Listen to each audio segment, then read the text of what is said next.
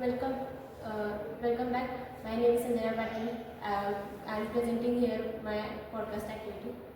Welcome back, listeners. I am your host, and you are tuned into the Tech Horizon podcast, the show where we break down the biggest trend in cloud and DevOps into the conversation you can actually understand. Today's episode is one we have been pumped up about for weeks. We are talking container orchestration and Kubernetes, the engine behind apps like Netflix, Spotify, and Uber. Joining me is a seasoned cloud and DevOps engineer who live and breathe Kubernetes daily. Welcome to the show. Thank you so much for having me. Container orchestration is honestly one of my favorite topic to talk about it because it's one of those things that sounds incredibly complex at first, but it's quite easy when you once you click it. Everything about modern cloud architecture just makes sense. No judgment on option D. That was literally 2 years to go. So guess for everyone who answered C or D, give me the simplest possible explanation of what a container is.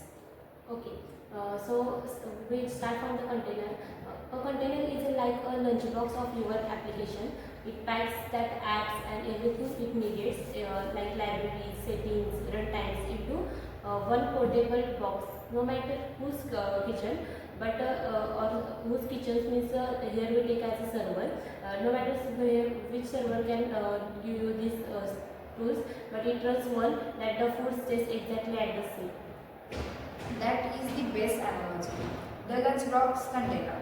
I am using that for life. Now, why can't we just manage a handful of these lunchbox manually? Great question. If you have 5 services, each needing 10 containers. Suppose you have 5 services, you need 10 containers. That's already 50 containers. So add traffic spikes. Suddenly you need 200 containers. So managing that manually is quite be harder. So you need an army of the engineers watching screens 24/7. So that's where orchestration steps.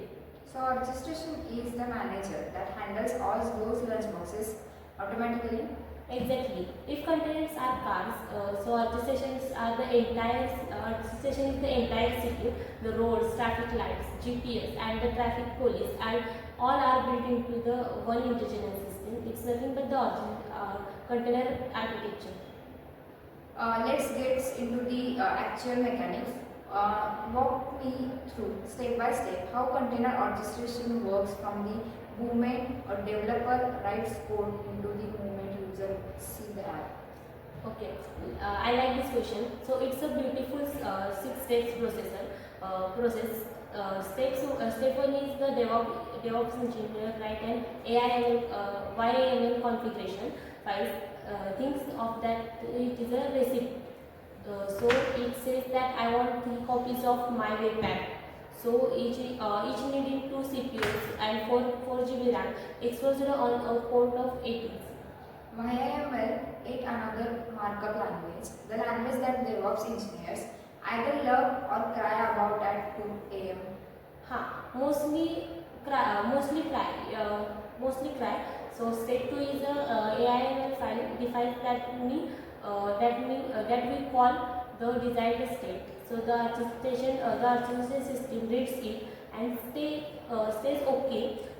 This is exactly what I need to achieve. I need to achieve and maintain. Step 3 is nothing but the platform. Kubernetes in our case, so acts as an intelligent controller. It reads the configuration and starts making it happen. So Kubernetes is basically the manager reading the memo and dispatching the team. Yes, Kubernetes actually work like that. As you say, the manager and its memo. Spot on.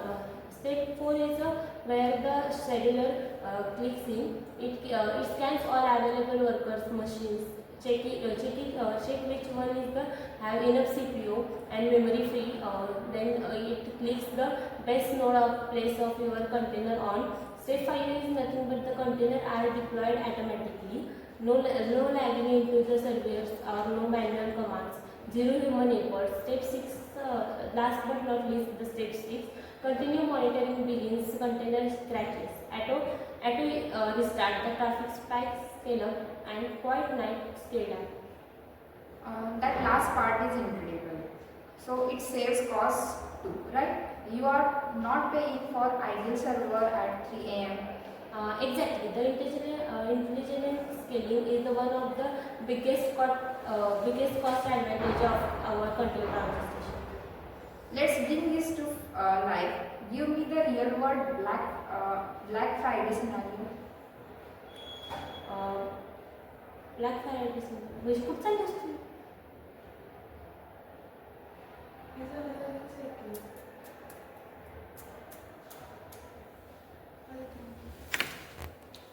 A quiz break. What file format does Kubernetes primarily use for configuration? The Kubernetes use YAML. It's a human readable and industry standard for Kubernetes container. What step happened right after the scheduler selects a node? Containers are automatically deployed on the selected date and no manual interventions needed. What does the desired state means in Kubernetes? The desired state is the configuration described in your YAML file. So Kubernetes continuously work to ensure that the actual system matches to desired state. Let's bring this to life. Give me the real world Black Friday scenario.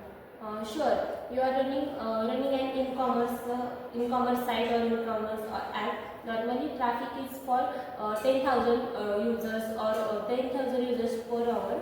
And Black Friday is suddenly that the 2 lakh users in 1 hour. Without orchestration, your servers get crashes. So headlines reach that website down. Without Kubernetes, the horizontal pod autoscaler detect the CPU spikes and spines up to 50 additional pods and under 60 seconds. User sees nothing. Business continues. Black Friday is same. That is literally the difference between the successful holiday season and a PR nightmare trending on Twitter. Yes, when it's 3 a.m. and traffic drops back to the normal, Kubernetes scales down automatically. You pay only for what you use. Let's talk about the old world before container. How did team ships applications?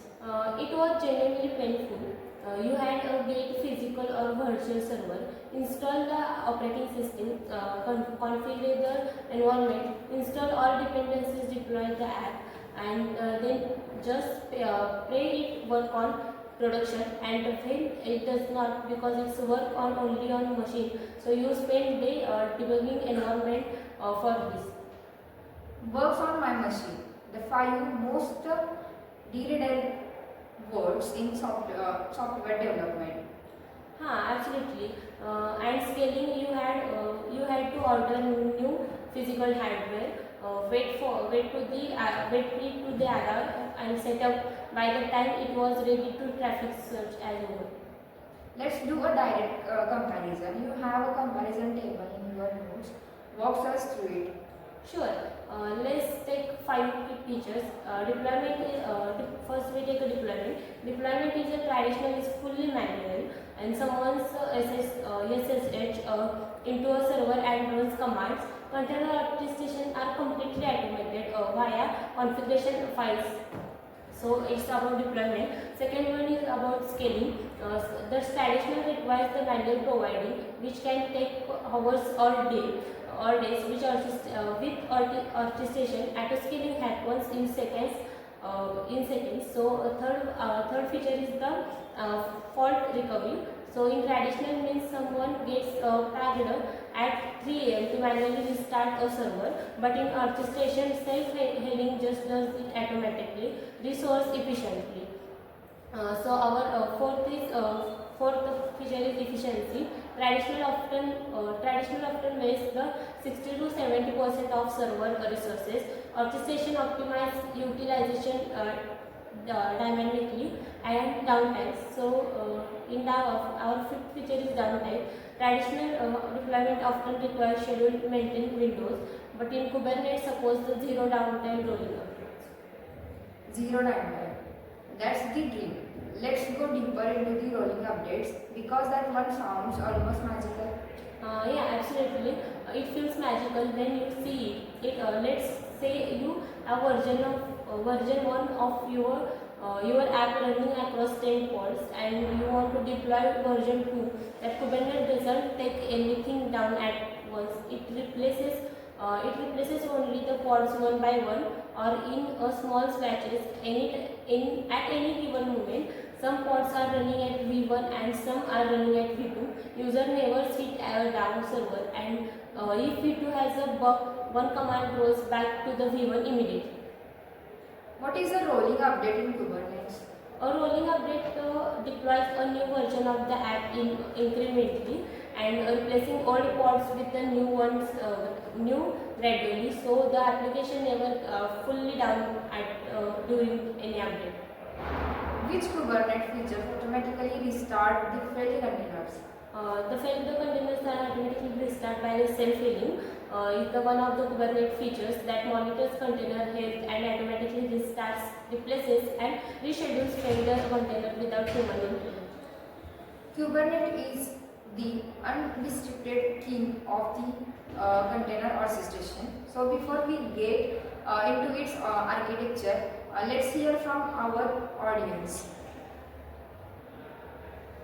Perfect. Let's see all of it. Start with the cluster. What is a Kubernetes cluster? Okay, a Kubernetes cluster is the complete system. Think it as a city. So a cluster is an entire city that has wall that manages everything, and it has neighborhood where the actual works happens. And the control plane is the city hall. Exactly, the control plane is the brain of the operations. You can say it the city hall. So it runs dedicated machines and has four critical components. First, the API server.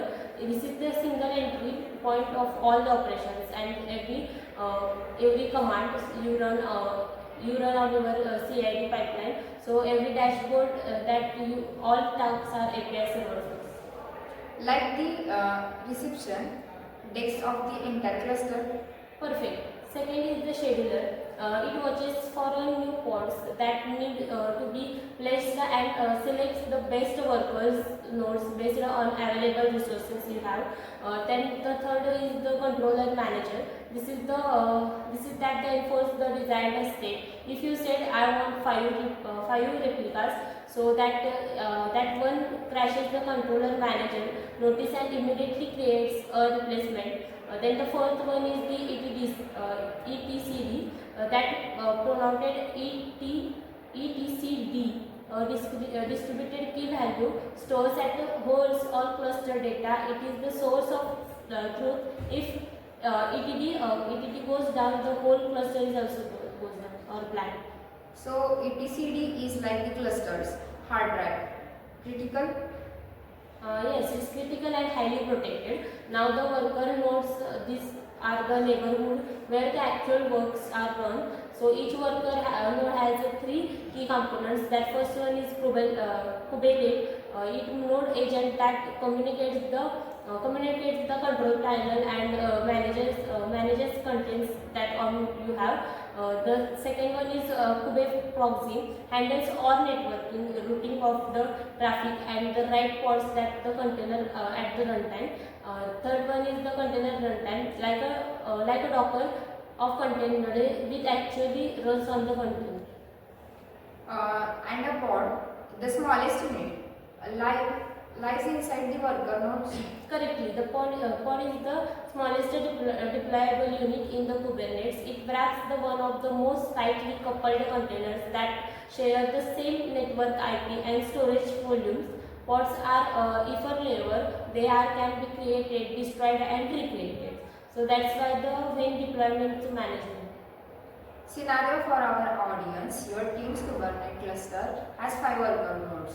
Node 3 suddenly crashes. Walk me through exactly what Kubernetes does step by step without any human interventions. It's a great scenario where exactly what happens. The controller manager detects the pods running on the node 3 are no longer reporting healthy states, so it immediately marks those pods as failure, and the scheduler then look at the remaining healthy pods, which are nodes that 1, 2, 3, 4 and 5, checks their availability, CPU and memory, so and picks the best one for the new code that created on those healthy nodes. So within a typically 30 to 60 seconds, the application is fully restored.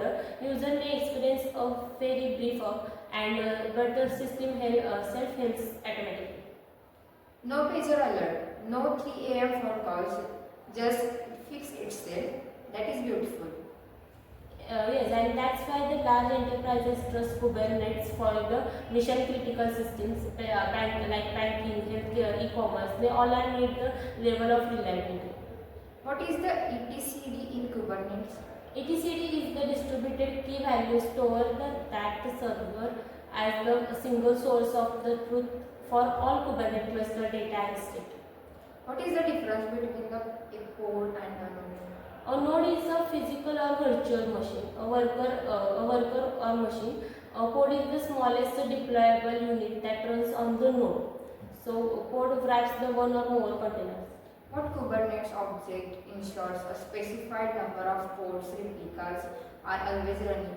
A deployment. It maintains the desired number of pod replicates, supports rolling updates and rollbacks. So let us see the one word rapid. Kubernetes in one word. Automation. Biggest competitor to Kubernetes. Docker Swarm. What does K8 stands for? Kubernetes. What company originally builds Kubernetes? Google. Who maintains Kubernetes today? The Cloud Native Computing Foundation. That's known as a CNNC. What is the YAML short form? YML and markup language. It's resource. Kubernetes or Docker Swarm for enterprise scale. Kubernetes no constraints. One word for the biggest challenge of Kubernetes. Complexity. What is the Can Kubernetes run on any cloud? Yes, it's one. It can run on any cloud. It is one of its superpowers. Incredible. Let's talk about the real world trade-offs. What are the genuine challenges of Kubernetes that don't get talked about enough? Honestly, the learning curve is its stake. There is a reason of Kubernetes certification like a CKA or CKAD are considered valuable. The architecture has many moving parts. That networking configuration can be tricky. Security requires careful RBAC setup and monitoring large cluster, tracking logs, matrices, and alert icons. So it's not a tool. You just turn on and forget. Not at all. It's required investment, but once your team has the expertise, the operational benefits massive outright and setup costs, especially at scale. Is Kubernetes overskill for a small startup with just 2 microservices? Honestly, yes. For very small teams, Docker complex, the even simple VM might be enough. Kubernetes shines when you have 10 plus services. The need serious scalability. Start simple, marinate to Kubernetes when complexity demands it. What's the difference between the Amazon ECS and Kubernetes? ECS is AWS properties managed container services, easier to set up, but ties you to the AWS. But Kubernetes is open source for cloud agnostic and runs anywhere for probability and flexibility. Kubernetes wins for a quick AWS native deployment, and ECS is perfectly valid. What happened to data when the pod crashes? Is it lost? By default, yes, and pod storage is infallible, but Kubernetes has a precedent volumes, and precedent volumes claims that the content pods to external storage, database, object stores, so important data sets and properties. What's the best way to learn the Kubernetes as a beginner? Start with the official Kubernetes documentation at kubernetes.io. Then play with the Minikube. It's a logical single node Kubernetes cluster, perfect for the learning. And take a CKA exam path on the platform like a Kuber Cloud or a Cloud Guru. We are coming up on the hour. Guess if you are learners, remember only three things from today's episodes. What should they be? Number one, containers package you wrap at all its dependence into portable, consistent unit. Second one is orchestration. Kubernetes especially automates how those containers are deployed, scaled, held, and managed at scale. Number two is the Kubernetes is not a magic. It has a clear architecture, a control panel that manage everything, and worker nodes that run on your application understand the control panel, API server, scheduler, controller, manager, EDC, and everything else makes sense. Number three, nothing but the real power is the automation. So self-healing, auto-scaling, rolling, updates, zero-down deployments. These are not luxuries. They are table stakes for any serious cloud-native application in 2020. Perfectly put. I did a fourth. Don't be intimidated by the complexity. Start small, experiment locally with Minikube. Read the documentation and build from there. The Kubernetes community is one of the most welcoming in all of tech. Could not agree more, but the CNCF community is the extraordinary, huge amount of free learning resources, open source tools, and welcoming methods. Amazing. Thank you so much for joining us today. This was genuinely one of my favorite episode, and thank you to our incredible audience for the questions, the poll response, and all the energy in the chat today. If you enjoyed this episode, please subscribe, leave as a review, and share it with anyone who curiously about the cloud computing. Until next time, keep building, keep learning, and keep orchestration. Thank you so much.